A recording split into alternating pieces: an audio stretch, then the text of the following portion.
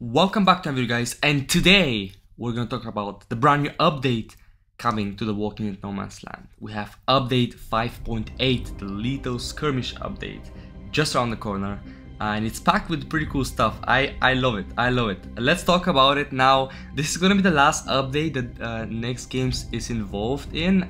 This update was developed with DECA Games, who are the new owners of The Walking Dead No Man's Land. As you know, you might have heard already, NG is giving away No Man's Land to a different game studio, so they're gonna keep developing it. And yeah, I'm really happy that the game is gonna stay alive and they're not shutting it down like they shut The Walking Dead Our World. So, like with every update, we have campaigns, and this update is not an exception. We have the Total Havoc campaign, which begins on 6th of March, running all the way to 27th of March, another 3-week campaign. We already know they're always 3 weeks, and you're gonna be able to collect tokens in the usual game modes. And we have 2 new guns for all you collectionists that you like collecting the guns.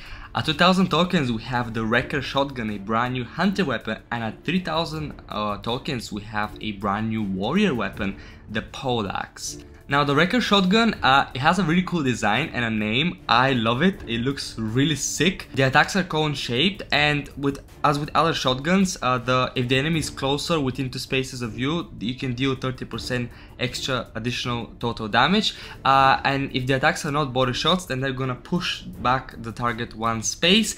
The charge attack can root targets as well. It comes with silver lucky, gold and snare, and gold piercing, and this is the Wrecker shotgun. Now let's talk about the Poleaxe. It's a new warrior weapon and it has special functionality. It can reach 2 spaces away because, as you can see, it's a massive weapon. It's a really long weapon, and it can hit targets in a cone-shaped area. The main target is never a body shot, and the charge attack can root enemies like with Wrecker shotgun, both root on charge attack. Looks really nice, really great. And the main attack is never a body shot. Let's go. Let's go, let's go.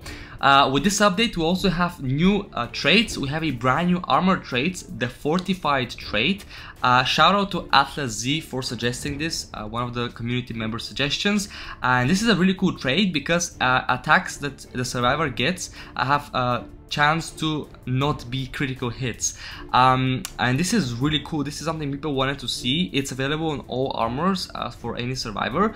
This is not affected by lucky, this trait, and also Eugene's mullet time stacks additively as well. And here is a table. You have it in silver, bronze, silver and gold, with a whopping 50% chance at the gold, which is really crazy and really nice. Now let's talk about the other trait, which I believe is gonna change the higher end gameplay in the game. We have the First Strike melee weapon trait. It's gonna really boost the melee class, this trait.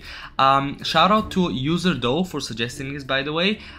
So attacks against enemies with full hit points cannot result in a body shot, and this affects every single enemy, no exceptions, metalheads, everything. Also, the total damage for this attack is increased by a percentage, and as you can see from the table, we have it in bronze, silver and gold, a whopping 50% attack damage boost.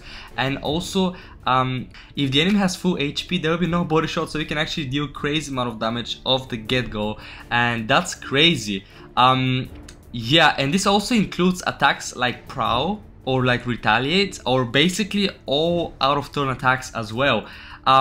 So yeah, this is amazing. This trait is definitely going to really boost the attack power of survivors, especially with harder enemies that have full hit points. You can actually deal more damage with this trait, and I would love to see what people do with this. I think it's a great trait to have, and it's really gonna boost the melee class. I can definitely see Hunter Daryl getting way stronger, not Hunter Daryl, but Scout Daryl, getting way stronger with this trait.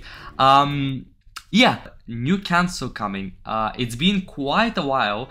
I don't think we even got one in the last year, that we've got a cancel upgrade, and finally we're getting one. And you can upgrade a bunch of buildings with this. So we have cancel level 29. You're gonna see on the table, you can see all the costs. The upgrades are 24 hours for every single building. and you can see the total cost at the bottom and everything that's changing. We have upgrades to training grounds and workshop. This is obvious because we have new survival levels and new gear level with every cancel. We also have upgrades to supply storage, which you can now hold 4 million extra compared to before. You have XP 10th level upgrade, so you can produce more XP. The production increases to 5,000 an hour for just one of them, and we have 4, so this would be 20,000 an hour. We have mission car upgrade, so you can hold more gas, and we have hospital upgrades, meaning that you can actually have faster healing times for your survivors. So yeah, it's a pretty nice update. Now I'm gonna be upgrading most of these buildings when the update drops, so stay tuned for that. We're gonna talk about what's the most important ones to spend your supply zone, and yeah, we have other changes to this update as well. We have the option now to temporarily ban people from the guild. So if your guild is an open and not closed one, you're gonna have the option to ban people for a certain amount of time so that they don't bother coming back. So this is really nice. It's a temporary ban though, it's not a permanent ban from the guild. We have a new additional indicators for Connie's leader trait, which is gonna show you how many times the leader trait is active on every single team member, which is really nice. Some people wanted to see. We already have a similar thing already on Rick's inspiration leader trait.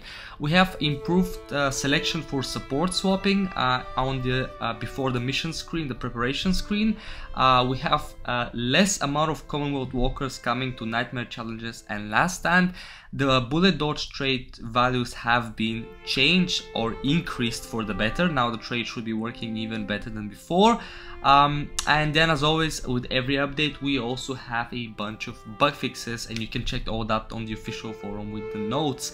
Yeah, but this is pretty much the new update. We had, as we already talked about, 2 new weapons, we have 2 new traits, we have brand new cancel upgrades with a bunch of upgrades to do. You guys have a lot of work to do getting those upgrades for the survivors and gear. You have other really nice changes coming, and yeah, that's it pretty much, guys. Hope you guys enjoyed this video, and I'll see you guys all in my next video.